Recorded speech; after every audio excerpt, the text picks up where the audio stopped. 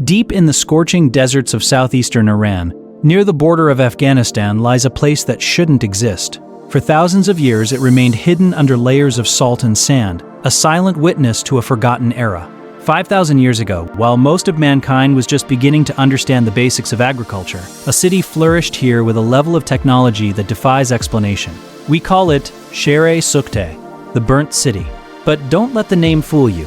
This wasn't just a victim of fire, it was a sanctuary of genius. It was home to the world's first artificial eye, the first ever animation, and a society that lived in absolute peace for 1,000 years without a single weapon of war ever being found. Tonight, we take a deep dive into the desert sands. We will explore the medical miracles, the social mysteries, and the chilling end of a civilization that was 5 millennia ahead of its time. This is the ultimate investigation into the burnt city.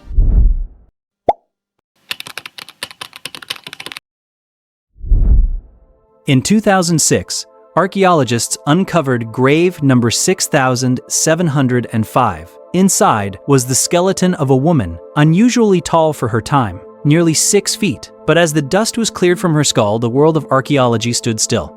A golden circular object was staring back from her left eye socket. This was no ordinary ornament.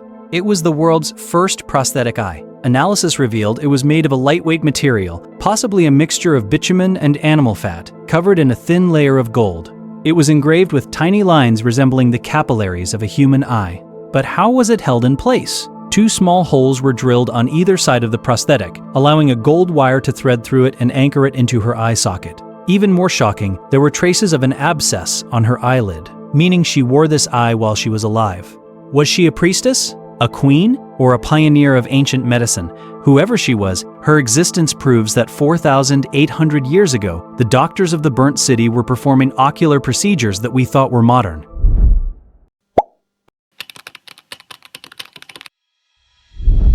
If medicine wasn't enough, let's talk about entertainment. For decades, we believed animation was a 19th century invention. The burnt city proved us wrong. During the excavation, a small, unassuming earthenware goblet was found. On its surface, a Persian desert goat is painted in 5 different frames. As you spin the goblet, a miracle happens. The goat leaps toward a tree, bites a leaf, and lands back down. This is the world's oldest known animation. 5,000 years before Disney, a craftsman in the Iranian desert understood the concept of persistence of vision.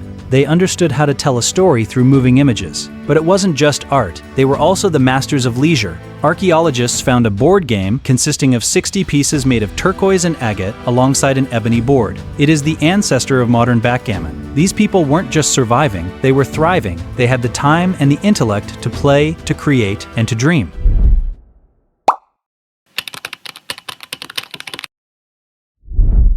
Now, we look at something that truly baffles historians. Every major ancient civilization, the Sumerians, the Egyptians, the Mayans, they all left behind weapons. Swords, spears, shields, and fortified walls. The burnt city has none. In over 150 hectares of excavation, not a single weapon of war has ever been recovered. There are no signs of military barracks, no evidence of a massacre. This was a society built on trade, not conquest. They were the Silicon Valley of the ancient world. Their wealth came from their mastery of jewelry, pottery, and cloth. They had a sophisticated sewage system, clay pipes that ran under the city to carry away waste. But even more strange was their social structure. Based on the wealth found in the graves, it appears that women held significant power. Many of the most elaborate burials belonged to women, often found with administrative seals. Was this a matriarchy? A society where women led the trade and the religion, while men handled the labor? The evidence certainly points in that direction.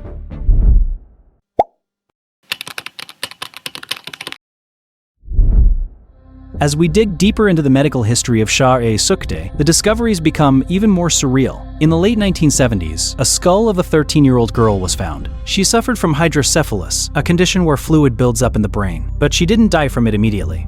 Archaeologists found a large triangular piece of bone had been removed from her skull, a procedure known as trepanation. What's incredible is that the bone shows signs of healing. This young girl survived a brain surgery 4,800 years ago. The surgeons of the burnt city knew how to relieve pressure on the brain without killing the patient. They were also masters of dentistry and herbal medicine. They used local desert plants to create ointments and antiseptics. Their knowledge of the human body was thousands of years ahead of their contemporaries in Europe or Asia.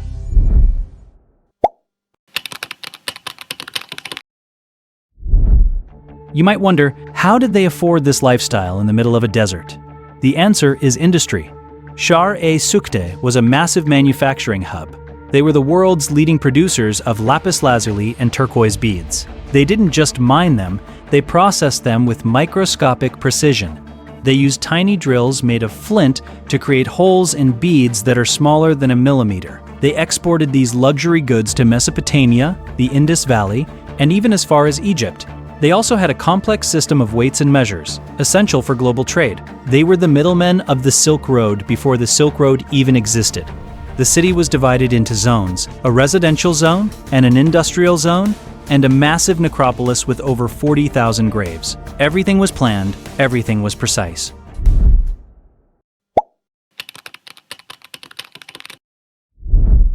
The name Shahr-e Sukhteh translates to the burnt city.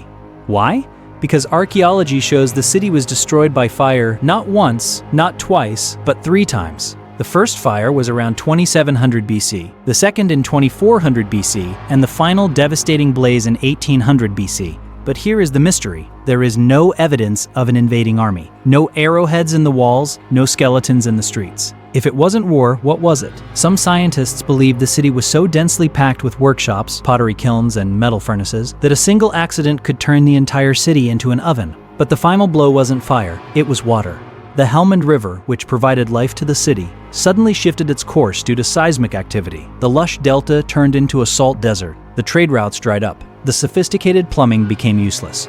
The people didn't die in a tragedy, they simply walked away. They left their homes, their jewelry, and their medical tools behind. They vanished into the surrounding regions, likely merging with other cultures, taking their secrets with them. The burnt city stands as a testament to the heights of human ingenuity and the fragility of our existence. It shows us that 5,000 years ago, humans were just as smart, just as creative, and just as capable as we are today. From the woman with the golden eye to the leaping goat on a goblet, these artifacts are whispers from a lost world, a world that lived in peace and died in silence. What else is hidden under the sands of Iran? Only time will tell. Thank you for joining us on this deep dive for our Global Mystery series. If you enjoyed this journey into the ancient past, hit the like button and subscribe. Let us know in the comments, do you think such an advanced civilization could exist today without weapons?